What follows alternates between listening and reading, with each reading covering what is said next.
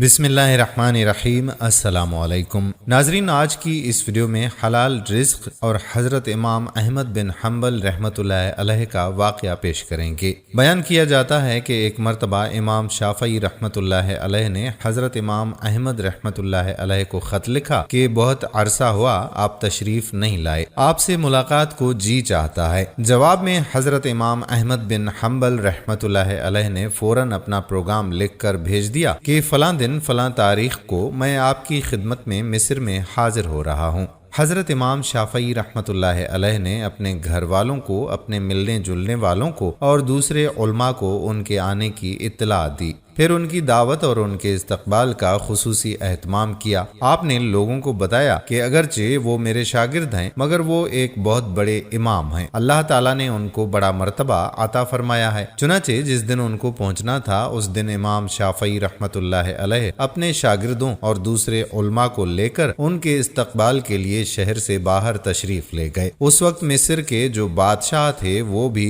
حضرت امام شافعی رحمۃ اللہ علیہ کے معتقد تھے، وہ بھی امام صاحب کے ساتھ استقبال کے لیے چلے آئے۔ پھر یوں ہوا کہ حضرت امام احمد بن حنبل وقت مقررہ پر پہنچ گئے۔ حضرت امام شافعی رحمۃ اللہ علیہ نے ان کا بڑا شاندار استقبال کیا اور پھر عزت و احترام کے ساتھ ان کو لے کر گھر پہنچ گئے اور ان کے لیے بہترین کھانے کا انتظام کیا۔ اس زمانے میں عام طور پر اولیاء اللہ اور بزرگوں کی شان یہ تھی کہ وہ کھانا بہت کم کھایا کرتے تھے اور رات بھر اللہ تعالیٰ کی عبادت کیا کرتے تھے۔ جب حضرت امام احمد بن حنبل رحمۃ اللہ علیہ کھانا کھانے بیٹھے تو دیر تک اس طرح سے کھانا کھاتے رہے جیسے کئی روز کے بھوکے ہوں۔ باقی لوگ کھانا کھا کر اٹھ گئے مگر وہ کھاتے رہے۔ لوگ بہت حیران ہوئے کہ حضرت امام شافعی رحمۃ اللہ علیہ نے تو ان کی تعریف کی تھی کہ یہ بڑے اللہ والے اور بزرگ انسان ہیں، مگر یہ تو خوب پیٹ بھر کر کھانا کھا رہے ہیں۔ لوگوں میں اور ان کے گھر والوں میں ان کے بارے میں چمگوئیاں ہونے لگیں لیکن کوئی کچھ نہ بولا۔ پھر جس کمرے میں حضرت امام احمد بن حنبل رحمۃ اللہ علیہ کے لیے رات کے وقت آرام کرنے کا انتظام کیا گیا تھا، اس کمرے میں حضرت امام شافعی رحمۃ اللہ علیہ کی بچیوں نے ایک مصلی بچھا دیا، مسواک بھی رکھ دی، استنجے کے لیے ڈھیلے اور پانی رکھ دیا اور وضو کے لیے لوٹا بھی لا کر رکھ دیا تاکہ جب وہ رات کو تہجد کے لیے اٹھیں تو انہیں کسی قسم کی کوئی پریشانی نہ ہو۔ اور اس زمانے میں رات کو تہجد کے لیے اٹھنا ایک عام معمول تھا۔ اللہ تعالیٰ بچائے کہ آج ہمارے زمانے میں یہ افسوسناک ماحول ہو گیا ہے کہ صبح 8 بجے اور 9 بجے اٹھنا ہمارا عام معمول بن چکا ہے اور کئی لوگ تو اس سے بھی تاخیر سے اٹھتے ہیں، اور جو علماء اور صالح لوگ تھے وہ تو رات بھر عبادت کیا کرتے تھے۔ اللہ تعالیٰ ہم سب کو بھی تہجد پڑھنے کی توفیق عطا فرمائے، آمین۔ بہرحال حضرت امام احمد بن حنبل رحمۃ اللہ علیہ نے رات کو اس کمرے میں آرام کیا اور صبح اٹھ کر فجر کی نماز پڑھنے چلے گئے۔ جیسے ہی وہ نماز کے لیے نکلے تو حضرت امام شافعی رحمۃ اللہ علیہ کی بچیاں اس کمرے میں آ گئیں۔ وہاں دیکھتی ہیں کہ پانی کا لوٹا ویسے کا ویسا پانی سے بھرا ہوا ہے، نہ مسواک استعمال ہوئی، نہ ڈھیلے استعمال ہوئے اور نہ وضو کے لیے پانی استعمال ہوا، سب کچھ جیسا تھا ویسے کا ویسا ہی رکھا ہوا تھا۔ اب ان کے دل میں یہ شبہ ہوا کہ شاید رات کو چونکہ زیادہ کھا لیا تھا اس لیے تہجد کے لیے آنکھ نہیں کھلی ہوگی۔ جبکہ فجر کی نماز پڑھ کر حضرت امام احمد بن حنبل رحمۃ اللہ علیہ تشریف لائے تو گھر والوں نے حضرت امام شافعی رحمۃ اللہ علیہ سے کہا کہ آپ نے فرمایا تھا کہ وہ تو بہت بڑے اللہ والے اور بہت بڑے بزرگ ہیں، مگر رات کو انہوں نے کھانا بھی خوب کھایا، رات کو ہم نے ان کو وضو اور استنجے کے لیے پانی اور ڈھیلے رکھے تھے، وہ بھی استعمال نہیں ہوئے، معلوم ہوا کہ رات کو تہجد کی نماز بھی نہیں پڑھی۔ اب حضرت امام شافعی رحمۃ اللہ علیہ کو بھی تشویش ہوئی، لہٰذا انہوں نے حضرت امام احمد بن حنبل کو بلایا اور تنہائی میں لے جا کر ان سے پوچھا کہ اس طرح کی باتیں سننے میں آ رہی ہیں کہ آپ نے کھانا بھی غیر معمولی طور پر کچھ زیادہ کھایا اور جس کمرے میں آپ کے لیے سونے کا انتظام کیا گیا تھا اس کمرے میں آخری شب میں استعمال کے لیے جو چیزیں رکھی گئی تھیں وہ بھی استعمال میں نہیں آئیں، کیا بات ہوئی ہے؟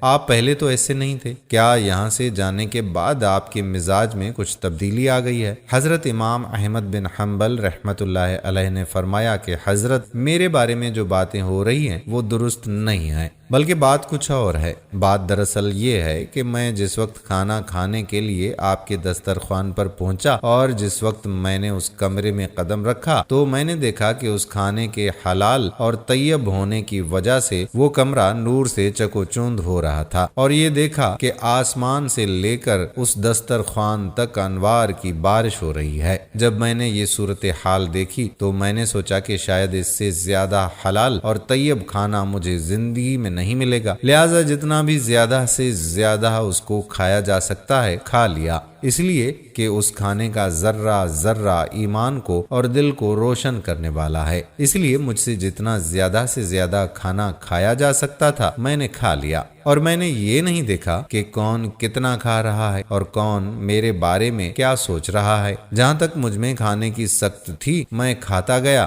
اور پھر حلال کھانے سے بدہضمی بھی نہیں ہوئی، بلکہ وہ سریع الہضم ہوتا ہے اور اندر جا کر جزو بدن ہو جاتا ہے اور روح کو منور کرنے کا ذریعہ بن جاتا ہے۔ الحمدللہ میں نے اس کا اثر محسوس کیا، کیونکہ کھانا کھانے کے بعد نہ تو مجھے بدہضمی ہوئی اور نہ مجھے کوئی تکلیف ہوئی۔ پھر کھانا کھانے کے بعد عشاء کی نماز سے فارغ ہو کر جب میں اس کمرے میں پہنچا جہاں آپ نے میرے لیے آرام کا انتظام کیا تھا، وہاں جا کر تو میری حالت ہی بدلی ہوئی تھی، اور سونے کو اور آرام کرنے کو میری طبیعت چاہ ہی نہیں رہی تھی۔ اگرچہ میں سفر کر کے آیا تھا، مگر اس کھانے میں اتنی غذائیت اور توانائی تھی کہ میری تھکان بھی ختم ہو گئی اور سستی بھی جاتی رہی، اور جب میں سونے کے لیے لیٹا تو مجھے نیند نہ آئی، لہٰذا میں لیٹا رہا اور لیٹے لیٹے قرآن و حدیث میں غور کرتا رہا، حتیٰ کہ پوری رات غور و فکر کرتے ہوئے گزر گئی، اور اسی رات میں نے قرآن و حدیث سے 100 مسائل کا حل تلاش کر لیا، اور وہ مسائل ایسے تھے جو اس سے پہلے کبھی میرے ذہن میں نہ آئے ہوں اور نہ